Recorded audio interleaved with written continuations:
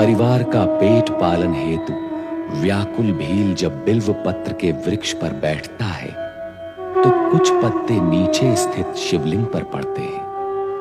तभी हिरनी को देख वो निशाना साधता है, परंतु हिरनी की बच्चों से मिल वापस आने की प्रार्थना पर उसे जाने देता है।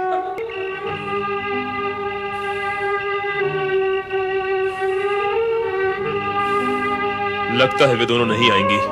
मुझे मूर्ख बना के चली गई। अब प्रतीक्षा से कोई लाभ नहीं।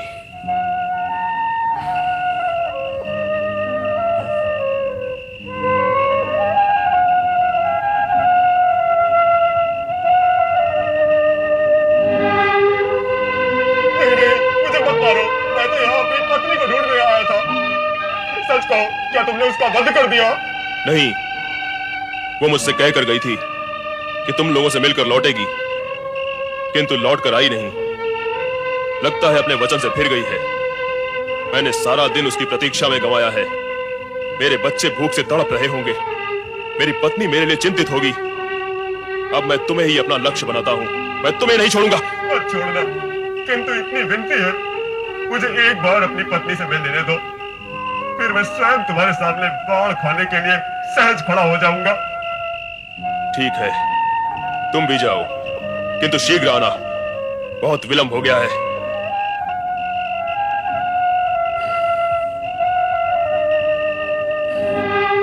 अब और प्रतीक्षा नहीं की जाती मुझसे। न जाने क्यों मुझे ऐसा लग रहा है वो दोनों हिरनियां और ये हिरन तीनों ही सच बोल रहे थे। तीनों ही अपने वचन के पक्के हैं। वे आएंगे और अवश्य आएंगे। माना वो तीनों ही वचन के पक्के हैं, किंतु तेरा मन, क्या तेरा मन भी उतना ही पक्का है कि तुम उन तीनों पर अपने बाण चला सके? क्यों नहीं? क्या आज मैं बाण पहली बार चलाऊंगा? आज तक मैंने कितने ही बाण चलाए और कितने ही पशु पक्षियों को तड़प तड़प कर प्राण त्यागते हुए देखा। शिकार करना मेरा कर्म है और उससे परिवार को पालना भी मेरा धर्म है।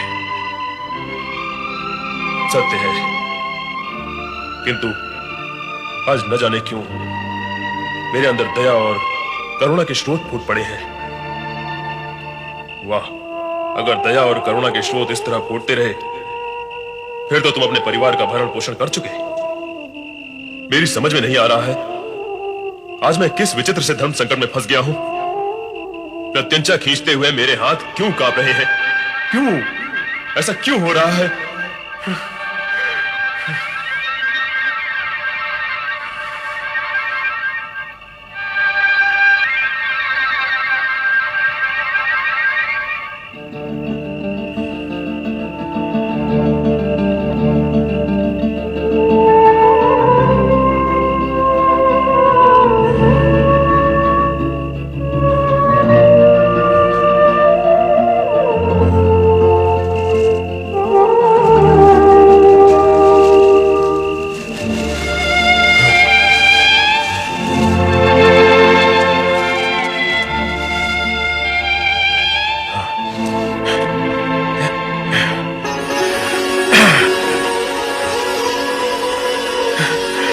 प्रभु, आप प्रभु प्रभु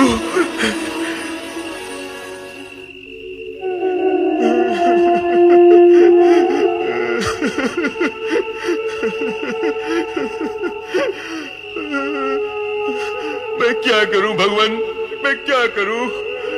निर्दोष जीवों की हत्या करना मुझे अच्छा नहीं लगता, परंतु अपने परिवार का भरण पोषण करने के लिए मुझे ये पाप भी करना पड़ता है।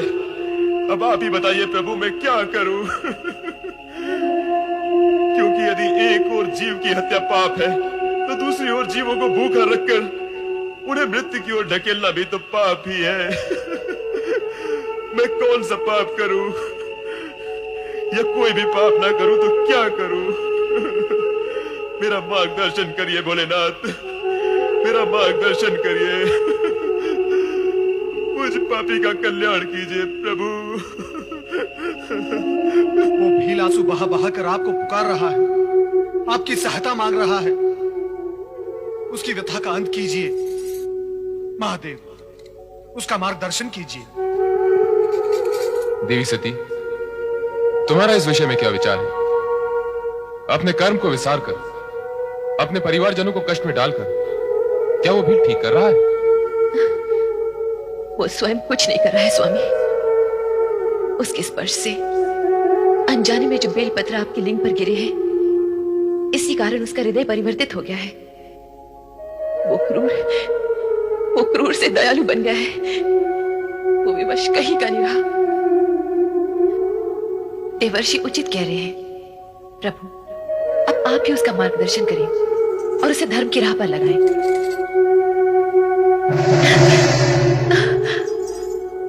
माता, प्रभु ने मेरी विनती सुन ली, मेरी प्रार्थना सार्थक हुई। अब उस भील का उद्धार अवश्य हो जाएगा। नारायण नारायण नारायण। मुझे सद्बुद्धि दो भगवान, मुझ पर दया करो, मेरा कल्याण करो प्रभु, मेरा कल्याण करो भोलेनाथ।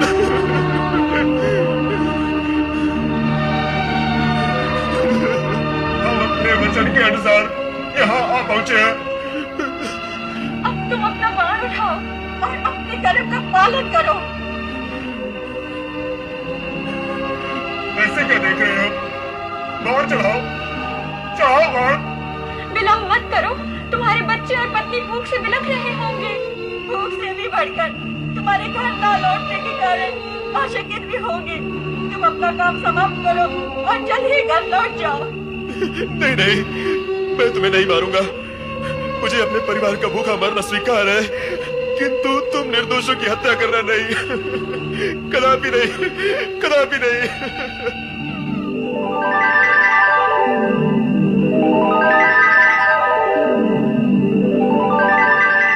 भोलेनाथ,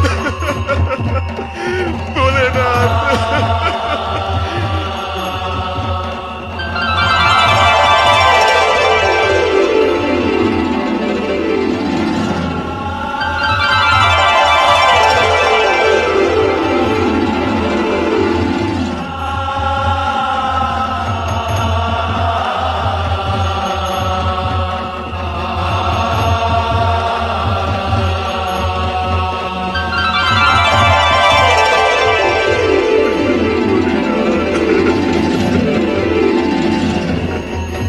उठो वत्स। गुरुद्रुप, उठो।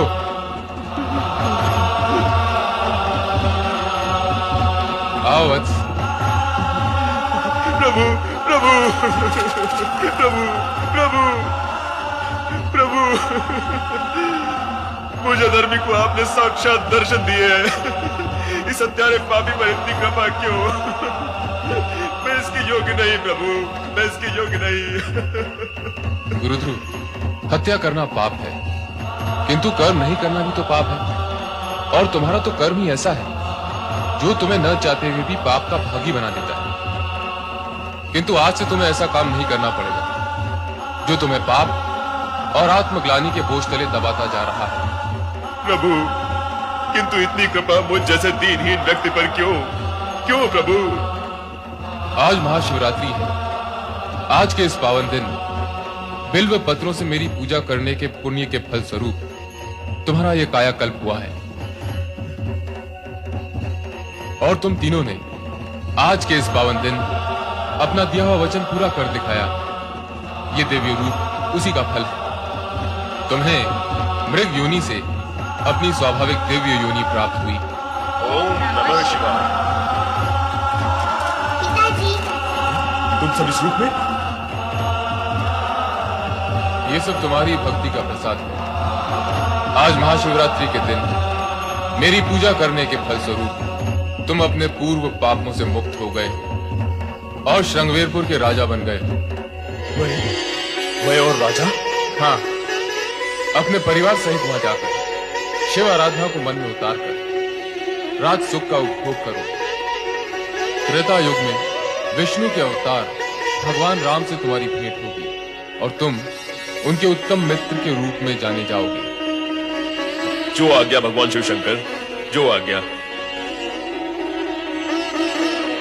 तुम तीनों दिव्य धाम के लिए प्रस्थान करो। जो आज्ञा प्रभु। गुरुध्रुव, महाशिवरात्रि के दिन तुमने शिव आराधना करके शिव भक्तों के अध्याय में अपना नाम अमर कर दिया है। जो भी शिव भक्त महाशिवरात्रि के दिन तुम्हारी ये कथा सुनेगा, उसे वो सारे पुण्य प्राप्त होंगे जो तुम्हें हुए। कल्याण भव।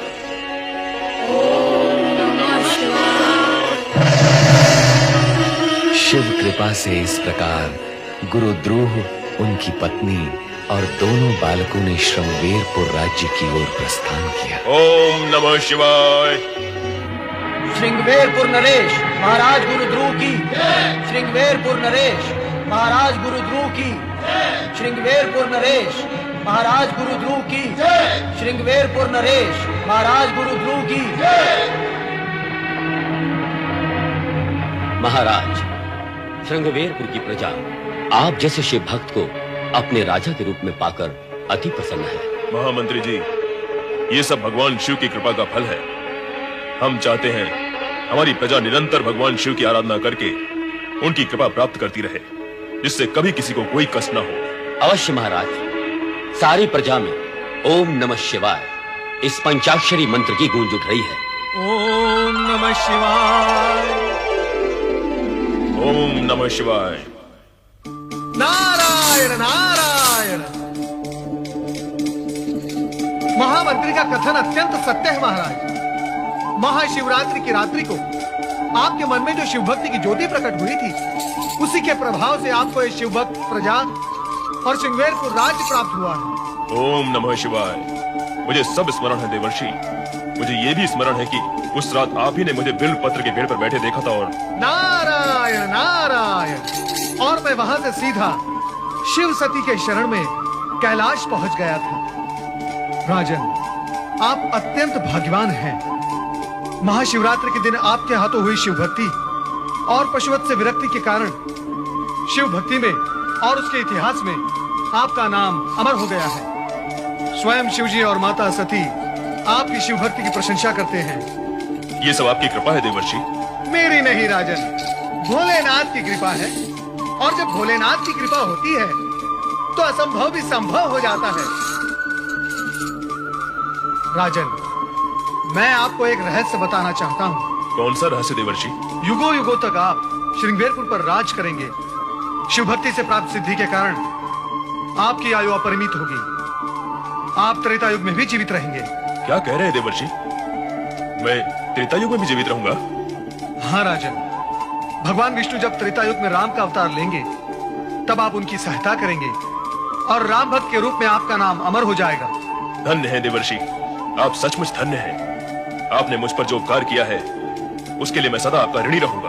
नारायण नारायण। मैं तो शिवजी का छोटा सा सेवक हूँ।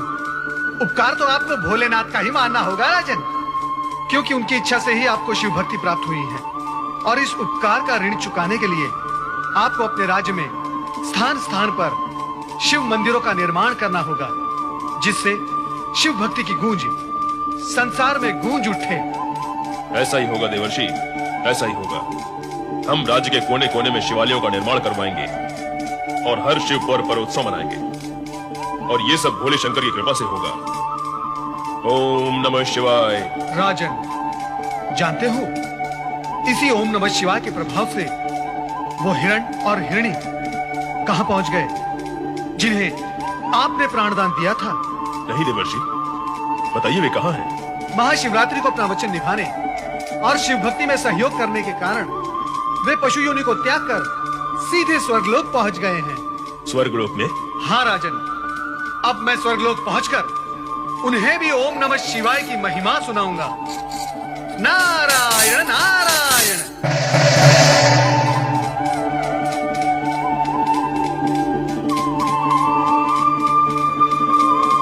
भोलेनाथ की लीला ब्रह्मांड है। बोलो ओम नमः शिवाय। ओम नमः शिवाय।